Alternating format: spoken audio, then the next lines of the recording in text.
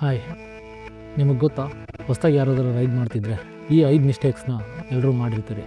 ಈ 5 ಮಿಸ್ಟೇಕ್ಸು ನಿಮ್ಗೆ ಸಿಲ್ಲಿ ಥರ ಕಂಡ್ರೂ ಆಕ್ಸಿಡೆಂಟ್ ಆಗೋದು ಪಕ್ಕ.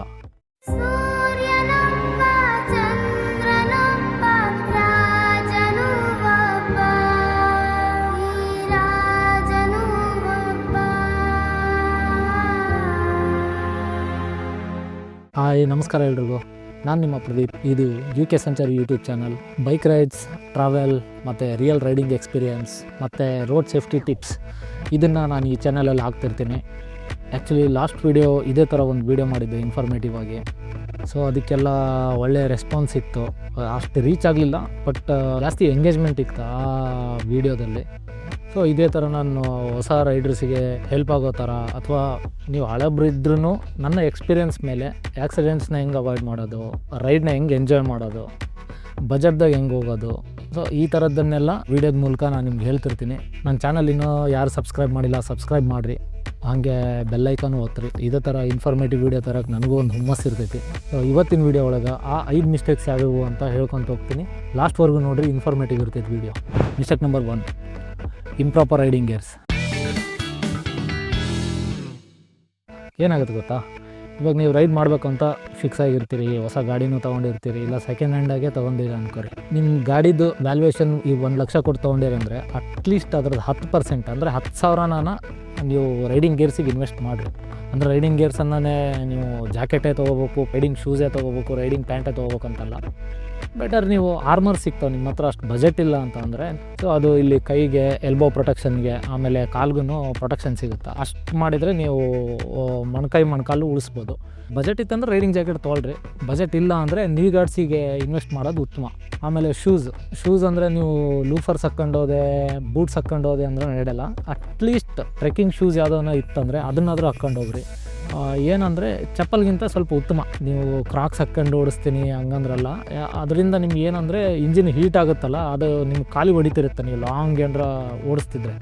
ಸೊ ಅದನ್ನು ನೀವು ಅವಾಯ್ಡ್ ಮಾಡ್ಬೋದು. ಇದು ಏನಂದರೆ ಅಟ್ಲೀಸ್ಟ್ ನೀವು ಇವು ಏನಂದರೆ ಮಿನಿಮಮ್ ಆಗಿ ನೀವು ಮೇಂಟೈನ್ ಮಾಡಲೇಬೇಕು. ಆಮೇಲೆ ಇನ್ನೊಂದು ಏನಂದರೆ ಮೇನ್ ಇಂಪಾರ್ಟೆಂಟ್, ಹೆಲ್ಮೆಟ್ ಏನಂದರೆ ಈಗ ನೀವು ಗಾಡಿ ತೊಗೊಂಡ್ಬಿಡ್ತೀರಿ, ಒಂದು 500-600 ಕೊಟ್ಟು ಹೆಲ್ಮೆಟ್ ತೊಗೊತೀರಿ. ಅದು ಹೆಂಗಂದರೆ ನೀವು ಇವಾಗ ನಾನು ನೋಡೀನಿ, AGVದ್ದು ಕಾಪಿ ಹೆಲ್ಮೆಟ್ ಬರ್ತಾವೆ. ಸೊ ನೀವು ಸ್ಟೈಲಿಗೆ ಹೋಗ್ಬೇಡ್ರಿ. ನೀವು ಅಂತ ಅದು ಕಾಪಿ ನೀವು ತೊಗೊತೀರಿ ಅಂದರೆ 1,500ರಿಂದ 2,000ವರೆಗೂ ನೀವು ಅದಕ್ಕೆ ಇನ್ವೆಸ್ಟ್ ಮಾಡ್ತಿರ್ತೀರಿ. ಬೆಟರ್ ಅದ್ರ ಬದಲು ಸ್ಟಡ್ಸ್ ಒಳಗೆ ಥಂಡರ್ ಅಂತ ಬರ್ತೈತಿ, ಇಲ್ಲ ವೇಗ ಒಳಗೆ ಬೋಲ್ಟ್ ಅಂತ ಬರುತ್ತೆ. ನಿಮ್ದು ಏನಾದರೂ 2,000 ಬಜೆಟ್ ಇತ್ತಂದರೆ ಸೊ ಅದಕ್ಕೆ ಇನ್ವೆಸ್ಟ್ ಮಾಡಿರಿ. ಇಲ್ಲ ನಿಮ್ಮದು ತೊಗೊಳೋದು ಒಂದು ಸಲ ಅಂತ ಅಂದರೆ ಬೆಟರ್ ನೀವು ಒಂದು 4,500-5,000ಕ್ಕೆ ಹೋದ್ರಂದರೆ ನಿಮ್ಗೆ ಆಕ್ಸರ್ ಬರುತ್ತೆ, ಇಲ್ಲಾಂದರೆ SMK ಬರುತ್ತೆ. ಸೊ ನೀವು ಇವನ್ನ ಚೂಸ್ ಮಾಡ್ಬೋದು. ನಾನು ಬ್ರ್ಯಾಂಡ್ಗಳ್ನ ಕಂಪೇರ್ ಮಾಡೋವಲ್ಲೇ, ಬಟ್ ನೀವು ಕೊಡೋ ದುಡ್ಡಿಗೆ, ಯಾಕಂದ್ರೆ ಒನ್ ಟೈಮ್ ತೊಗೊತಿರ್ತೀರಿ ಅಂದಾಗ ಕಂಫರ್ಟ್ ನೋಡಿರಿ, ಪ್ಲಸ್ ಸೇಫ್ಟಿನೂ ನೋಡಿರಿ. ಈಗ ISI ಮಾರ್ಕ್ ಎಲ್ಲ ಹೆಲ್ಮೆಟ್ಗೂ ಹಾಕಿ ಕಳಿಸ್ತಾರೆ. ಇವಾಗ ನೀವು ನೋಡಿರ್ತೀರಿ, ಶೋರೂಮಿಂದ ಹೆಲ್ಮೆಟ್ಗಳು ಕೊಡ್ತಿರ್ತಾರೆ. ಅದೇಂಗಂದರೆ ಫಸ್ಟ್ ನಾವು ಬೀಳ್ತೀವಿ, ನಾವು ಬಿದ್ದ ಮೇಲೆ ಫಸ್ಟ್ ತಲೆ ಹೊಡಿತಾ, ಆಮೇಲೆ ಹೆಲ್ಮೆಟ್ ಹೊಡಿತಾ. ಹಂಗಿರಬಾರ್ದು. ಹೆಲ್ಮೆಟ್, ಶೆಲ್ಲು ಇದೆಲ್ಲ ಕಂಪೇರ್ ಮಾಡಿ ತೊಗೊಳ್ರಿ. ಈ ಹೆಲ್ಮೆಟಿಂದ ಏನು ಹೇಳಿದ್ನಲ್ಲ, ಇದು ನಾನು ಮುಂದಿನ ದಿನಗಳಾಗ ಒಂದು ಕಂಪ್ಲೀಟ್ ವೀಡಿಯೋ ಮಾಡ್ತೀನಿ ನಾನು ಇದ್ರ ಬಗ್ಗೆನೇ. ಸೊ ಇದು ಎಲ್ರಿಗೂ ಯೂಸ್ ಆಗಂಗೆ ಇದಿಷ್ಟು ಕವರ್ ಆಗಬೇಕು. ರೈಡಿಂಗ್ ಗೇರ್ಸ್ನ ನೀವು ಪ್ರಾಪರಾಗಿ, ನೀವು ಜಾಸ್ತಿ 10,000 ಕೊಟ್ಟು ತೊಗೊಳ್ರಿ ಅಂತ ಹೇಳೋವಲ್ಲೇ, ಬಟ್ ಲಿಮಿಟಾಗಿ ನಿಮ್ಗೆ ಏನೇನು ಬೇಕು ಬೇಸಿಕ್. ಸೊ ನಿಮಗೆ ಪ್ರೊಟೆಕ್ಷನ್ ಅನ್ಸಿರ್ಬೇಕು, ಬಿದ್ದರೂ ನಿಮ್ಮನ್ನು ಸೇವ್ ಮಾಡಿರ್ಬೇಕು ಅದು. ಆಮೇಲೆ ಪಾಯಿಂಟ್ ನಂಬರ್ 2, ಓವರ್ ಕಾನ್ಫಿಡೆನ್ಸ್. ಇದರಿಂದ ಏನಾಗುತ್ತೆ ಗೊತ್ತಾ, ನೀವು 1-2 ದಿನ ಅಲ್ಲಿ ಇಲ್ಲಿ ರೈಡ್ ಮಾಡಿರ್ತೀರಿ, ಇಲ್ಲ ಶಾರ್ಟ್ ರೈಡ್ ಯಾವನ ಮಾಡಿರ್ತೀರಿ. ಶಾರ್ಟ್ ರೈಡ್ ಅಂದರೆ 200 ಕಿಲೋಮೀಟ್ರ್ ಇದ್ರೂ ಶಾರ್ಟ್ ರೈಡ್ ಅದು.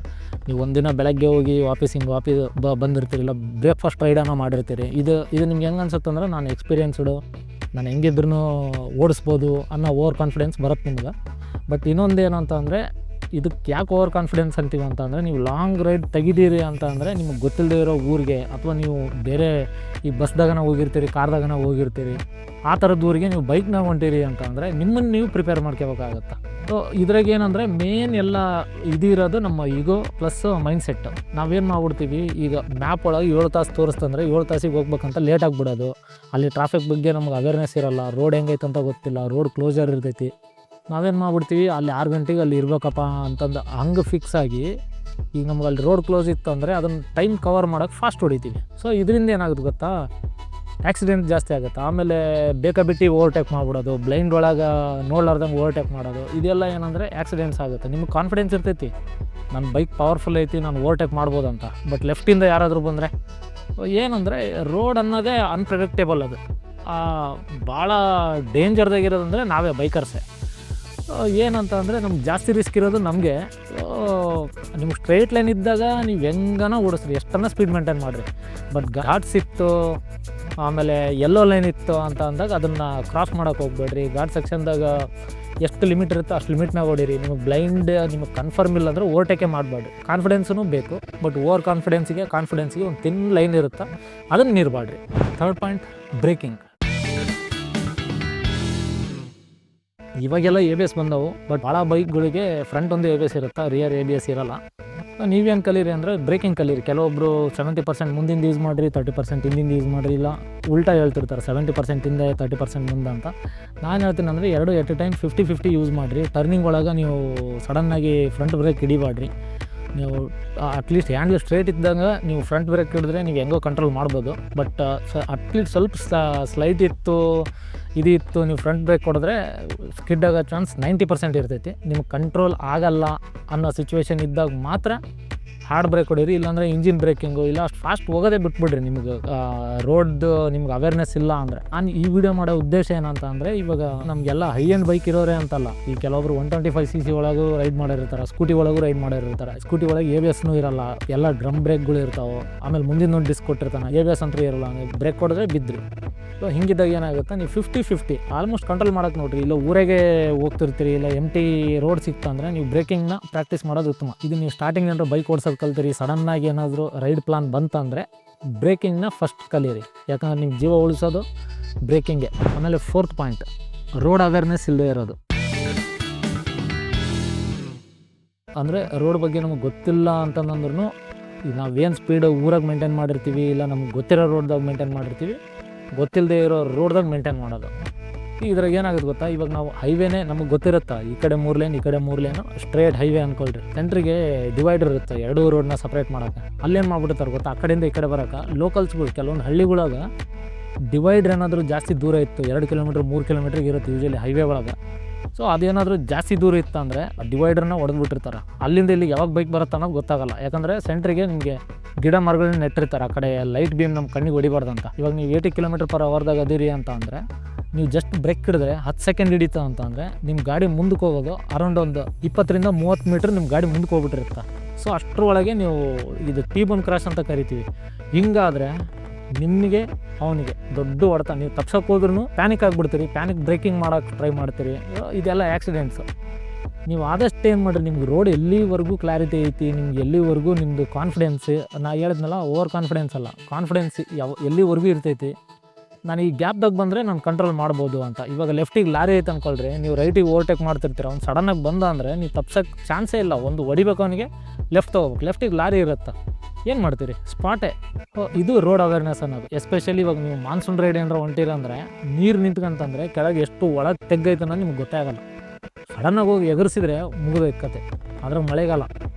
ಆಮೇಲೆ ಯೂಶಲಿ ಘಾಟ್ ಸೆಕ್ಷನ್ಗಳು, ಇವಾಗ ನೀವು ಟರ್ನಿಂಗ್ ಇರ್ತಾವೆ ಕೆಲವೊಂದ್ರದಾಗ ನಿಮ್ಗೆ ಹಬ್ಬ ಅಂದರೆ ಮೊಣಕಾಲ್ಕಿಂತ ಸ್ವಲ್ಪ ಹೈಟ್ ಅಷ್ಟೇ ಬ್ಯಾರಿಕೇಡ್ಸ್ ಇರುತ್ತೆ. ಸಡನ್ನಾಗಿ ಏನಾರ ಹೋಗಿ ಸ್ಕಿಡ್ಡಾಗಿ ಬಿದ್ದರೆ ಅಂದರೆ ಹೊಡೆದ್ರೆ ಇಂಪ್ಯಾಕ್ಟಿಗೆ ಕೆಳಗೆ ಬಿದ್ದುಬಿಡ್ತೀರಿ ನೀವು. ನಿಮ್ಗೆ ಎಲ್ಲಿವರೆಗೂ ರೋಡ್ ಗೊತ್ತಿರಲ್ಲ, ಎಲ್ಲಿವರೆಗೂ ಅದ್ರದ್ದು ಸಿನಾರಿಯೋ ಗೊತ್ತಿರಲ್ಲ, ಅಲ್ಲಿವರೆಗೂ ಫಾಸ್ಟಾಗಿ ಹೋಗೋದು ಬಿಡ್ರಿ. ಯಾಕಂದರೆ ರೋಡ್ನಾಗ ನೀವು ಒಬ್ಬರೇ ಓಡಾಡ್ತಿರಲ್ಲ, ಉಳಿದವ್ರನ್ನೂ ಓಡಾಡ್ತಿರ್ತಾರೆ. ನಿಮ್ಮ ಲೈಫ್ ಎಷ್ಟು ಇಂಪಾರ್ಟೆಂಟು, ಉಳಿದವ್ರ ಲೈಫು ಅಷ್ಟೇ ಇಂಪಾರ್ಟೆಂಟ್. ಇನ್ನೊಬ್ಬರ ಲೈಫನ್ನು ನಿಮ್ಗೆ ಮ್ಯಾಟ್ರ್ ಆಗ್ತಾವಂದರೆ ಈ ಒಂದು ಮಿಸ್ಟೇಕ್ಸ್ನ ಅವಾಯ್ಡ್ ಮಾಡಿರಿ. ಇದರಿಂದ ನಿಮ್ಮ ಲೈಫು ಉಳಿಯುತ್ತಾ, ಇನ್ನೊಬ್ಬರ ಲೈಫು ಉಳಿಯುತ್ತಾ. ಈಗ ಸೋರ್ಸ್ ಆಫ್ ಇನ್ಕಮ್ ನೀವೇ ಇದ್ದರೆ ಅಂದರೆ ಇಡೀ ನಿಮ್ಮ ಫ್ಯಾಮಿಲಿ ಉಳಿತೈತಿ. ಆಮೇಲೆ 5th ಆ್ಯಂಡ್ ಲಾಸ್ಟ್ ಪಾಯಿಂಟ್ ಇದೇನಂದರೆ, ಸುಮ್ಮನೆ ಇನ್ನೊಬ್ರನ್ನ ಫಾಲೋ ಮಾಡೋದು. ಅಂದರೆ ಇವಾಗ ಒಂದು ಕಾರ್ ಹೋಗ್ತಿರುತ್ತೆ ಅನ್ಕರಿ, ನಿಮ್ಗೆ ಓವರ್ಟೇಕ್ ಮಾಡೋಕ್ಕಾಗಲ್ಲ, ಇಲ್ಲ ಒಂದು ಟ್ರಕ್ ಹೋಗ್ತಿರುತ್ತೆ ನಿಮ್ಗೆ ಓವರ್ಟೇಕ್ ಮಾಡೋಕ್ಕಾಗಲ್ಲ, ಸುಮ್ಮನೆ ಅದು ಹೆಂಗೆ ಹೋಗುತ್ತೆ ಅದರಿಂದ ಹೋಗೋದು.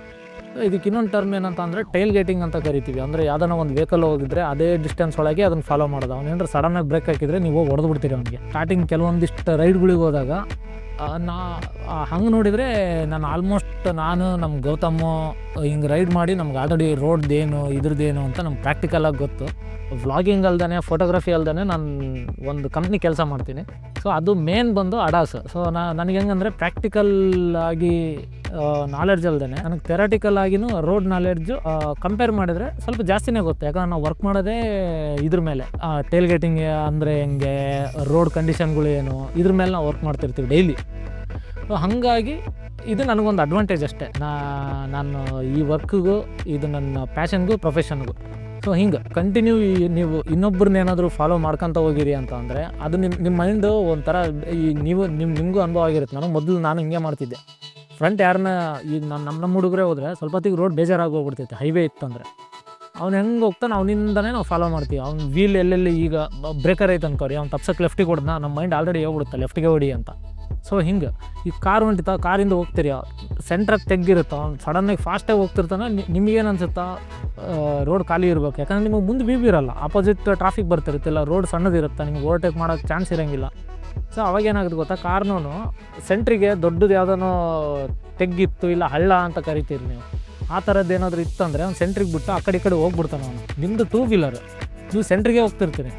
ಸೊ ಸಡನ್ನಾಗಿ ನಿಮಗೇನಾಗುತ್ತೆ, ಅವ್ನೇನಾದರೂ ಸ್ಪೀಡಾಗಿ ಹೋಗ್ತಿದ್ದ, ನೀವು ಅದೇ ಸ್ಪೀಡ್ ಮೇಂಟೈನ್ ಮಾಡಿದರೆ ನೀವು ತೆಗ್ದಾಗ ಹೋಗ್ಬಿಡ್ತೀರಿ, ಅವ್ನು ತಪ್ಸ್ಕೊಂಡ್ಬಿಡ್ತೀನಿ. ಸೊ ಇದಿಷ್ಟು ಮಿಸ್ಟೇಕ್ಸ್ ಆಯಿತು. ಇನ್ನೂ ಜಾಸ್ತಿ ಇದಾವೆ, ಬಟ್ ಇದಕ್ಕೆ ಕಂಪೇರ್ ಮಾಡಿದರೆ ಅವು ಏನಲ್ಲ. ಆ್ಯಕ್ಸಿಡೆಂಟ್ಸ್ನ ಆಲ್ಮೋಸ್ಟ್ ತಪ್ಪಿಸ್ಬೋದು. ಆಮೇಲೆ ಹೋಗೋಕ್ಕಿಂತ ಒಂದು ಮಾತು ಏನಂತ ಅಂದರೆ, ಇವಾಗ ನಾವು ಕರೆಕ್ಟಾಗಿದ್ದರೂ ಎದುರಿಗಿರೋರು ಕರೆಕ್ಟ್ ಇರೋಲ್ಲ. ಇದನ್ನೆಲ್ಲ ಆದಷ್ಟು ನಿಮ್ಮ ಫ್ರೆಂಡ್ಸ್ಗೂ ಶೇರ್ ಮಾಡಿರಿ. ನನ್ನ ಪಾಯಿಂಟ್ ಆಫ್ ವ್ಯೂ ಏನಂತ ಅಂದರೆ, ಈ ಥರದ್ದು ವೀಡಿಯೋಸ್ನ, ಈ ಥರದ್ದು ಕ್ರಿಯೇಟರ್ಸ್ಗೆ ಸಪೋರ್ಟ್ ಮಾಡಿದರೆ ಅಟ್ಲೀಸ್ಟ್ ಆ್ಯಕ್ಸಿಡೆಂಟ್ಸ್ನ ತಪ್ಪಿಸ್ಬೋದು. ಇದೇನಂದರೆ ಏನೋ ಒಂದು ಒಳ್ಳೆಯದಾಗಲಿ ಅಂತ ವೀಡಿಯೋಸ್ ಮಾಡ್ತಿರೋದು. ನನಗಷ್ಟೇ ಅಲ್ಲ, ಇನ್ನೊಬ್ರಿಗೂ. ಯಾಕಂದ್ರೆ ನನ್ನ ಆಪೋಸಿಟ್ ಅವರೇ ಬರ್ಬೋದು, ಅವರೇನಾದರೂ ಇದೆಲ್ಲ ರೂಲ್ಸ್ ತಿಳ್ಕೊಂಡಿದ್ರು ಅಂತ ಅಂದರೆ ನನಗೂ ಅಡ್ವಾಂಟೇಜ್ ಅಷ್ಟೇ. ಆಮೇಲೆ ಹೋಗಕ್ಕೆ ಮುಂಚೆ ಒಂದು ಮಾತು ನಾನು ಮೊದಲೇ ಹೇಳಿದ್ದೆ, ಮರಕ್ಕಿಂತ ಮರ ದೊಡ್ಡದಂತೆ. ನಿಮ್ಮ ಹತ್ರನೂ ಏನಾದರೂ ಪಾಯಿಂಟ್ಸ್ ಇದ್ದರೆ ನನಗೆ ಹೇಳ್ರಿ, ನಾನು ತಿಳ್ಕೊತೀನಿ. ಇದರಿಂದ ನಿಮಗೇನಾದರೂ ಹೆಲ್ಪ್ ಆಯ್ತು ಅಂದರೆ ದಯವಿಟ್ಟು ನಿಮ್ಮ ಫ್ರೆಂಡ್ಸ್ಗೂ ಶೇರ್ ಮಾಡಿರಿ. ಹಂಗೆ ಚಾನಲ್ನ ಸಬ್ಸ್ಕ್ರೈಬ್ ಮಾಡೋಕ್ಕೆ ಹೇಳ್ರಿ. ಹಂಗೆ ನಂದು ಇನ್ಸ್ಟಾಗ್ರಾಮ್ ಹ್ಯಾಂಡ್ಲೂ ಕೊಟ್ಟಿರ್ತೀನಿ, ಅದನ್ನು ಫಾಲೋ ಮಾಡಿರಿ. ಸೊ ನಾನು ಏನಾದರೂ ಸಣ್ಣ ಪುಟ್ಟ ಶಾರ್ಟ್ಸ್ ಏನಾದರೂ ಮಾಡೋದಿತ್ತಂದರೆ, ನನಗೆ ಆ್ಯಕ್ಚುಲಿ ಪೇಜ್ ಎಂಗೇಜ್ ಇತ್ತಂದರೆ ನನಗೆ ಏನೋ ಒಂದು ಮಾಡ್ಬೇಕು ಅನಿಸ್ತಿರುತ್ತೆ. ಹಾಗೆ ಇದೇ ಥರದ್ದೇ ನನಗೆ ಇನ್ನೊಂದು 2-3 ವೀಡಿಯೋ ಪ್ಲಾನ್ಸ್ ಅದಾವೆ. ಸೊ ಅದನ್ನು ಮಾಡ್ಬೇಕಂತ ಅಂದ್ಕೊಂಡಿನಿ. ನಿಮ್ಮ ಸಪೋರ್ಟ್ ಹೀಗೆ ಇರಲಿ. ಅಟ್ಲೀಸ್ಟ್ ನಿಮ್ಮ ಫ್ರೆಂಡ್ಸಿಗೆ ಶೇರ್ ಮಾಡಿರಿ. ಹಂಗೆ ನೋಡಿದರೆ ನಾನು ಲಾಸ್ಟ್ ವೀಡಿಯೋದಾಗ ನಾನೇ ಒಂದು 2-3 ನಾನೇ ಹೇಳಿದ್ದೆ, ಅಟ್ಲೀಸ್ಟ್ ಕಮೆಂಟ್ ಹಾಕ್ರಿ, ನನಗೆ ಎಂಗೇಜ್ಮೆಂಟ್ ಸಿಗುತ್ತೆ ಅಂತ. ಇದು ನನಗನ್ಸಿದ ಮಟ್ಟಿಗೆ ಅದೇ ನನಗೇನು ತಪ್ಪೇನಂತ ಅನಿಸಲ್ಲ. ಯಾಕಂದರೆ ಈಗ ನಾನು ಕ್ರಿಯೇಟ್ರೆ, ನಾನು ಬೆಳಿಬೇಕಂದ್ರೂ ನಾನು ಇನ್ನೊಬ್ರಿಗೆ ರಿಕ್ವೆಸ್ಟ್ ಮಾಡ್ಕೊಳ್ಲೇಬೇಕು. ಅಲ್ಲಿ ತನಕ ಹೋಗಿ ಬರ್ತೀನಿ. ಬಾಯ್.